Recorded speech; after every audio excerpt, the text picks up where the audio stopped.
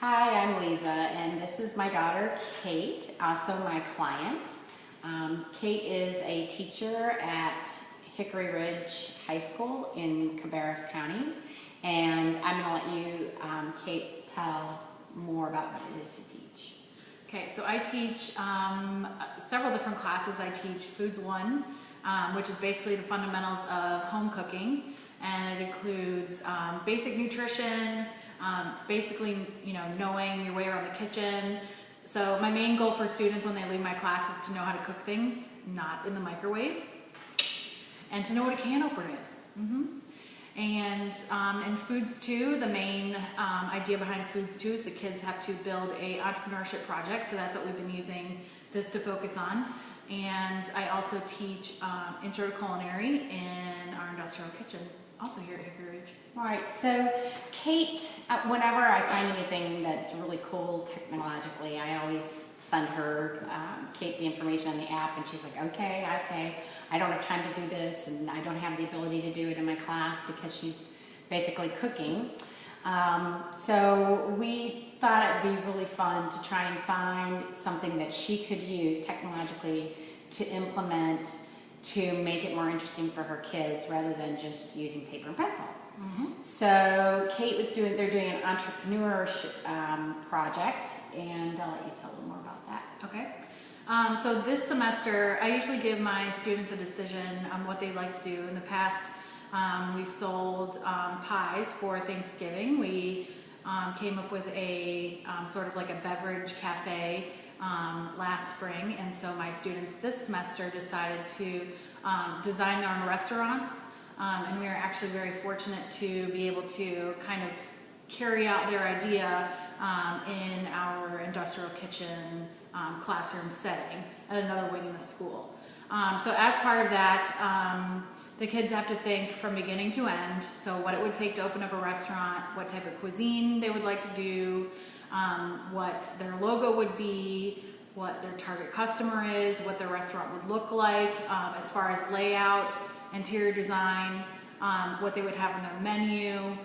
We also had to do quite a bit of math to figure out portion costs and things like that. So it's really getting the kids to think critically from beginning to end, all the things that you would actually have to take into account from beginning to end.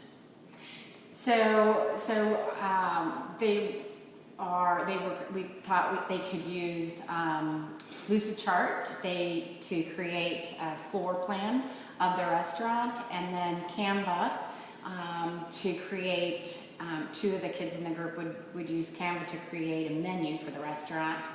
And then we created groups on Google Drive, so they keep everything in the shared folder, and so that everyone has access to it, including Miss Brown, their teacher. So Kate, what do you think has gone well with all of this?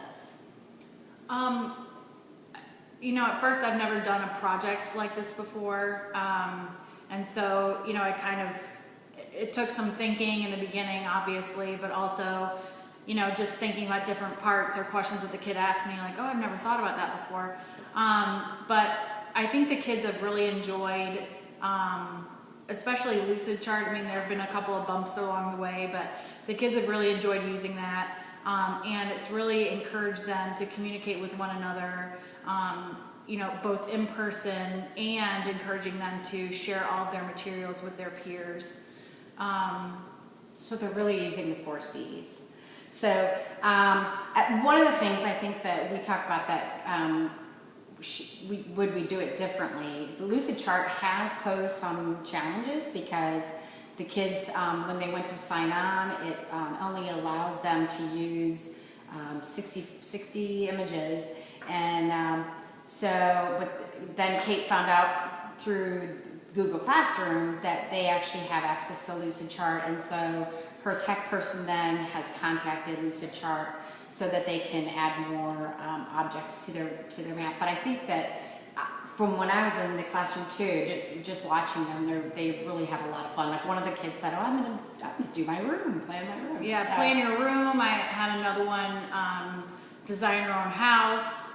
So it's something that even kids that I don't have in my Foods 2 class, and they've heard me talk about it, and they say, oh, I'm trying to rearrange my room, so I figured out how I was going to do it on Lucid Chart. So they're really having a fun time with it. Yeah, so I think it's been really great that the technology, that you've been able to use it, in culinary, and that the kids really enjoy it. It makes it much more interesting for them. And so I'll be sharing some samples of their menus and their floor plans.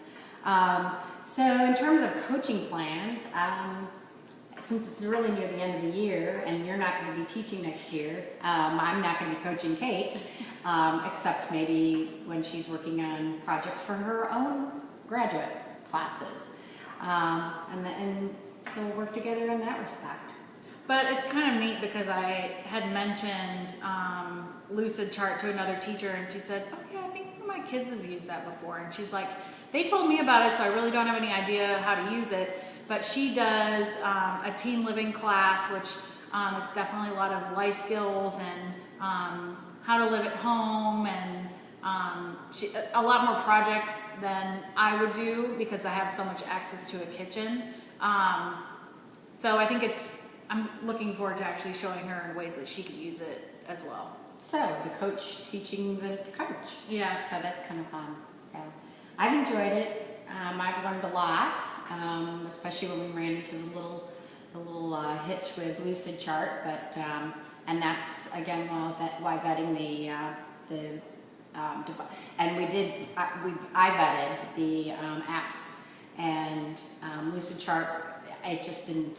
When we got into the classroom, it looked completely different than what it was for me, and it came to find out that it was because of my NCSU EDU account, so that's why it came up differently. But so it's all worked out. It is what it is. And we've had fun. Yeah, we have. So thank you, Kate.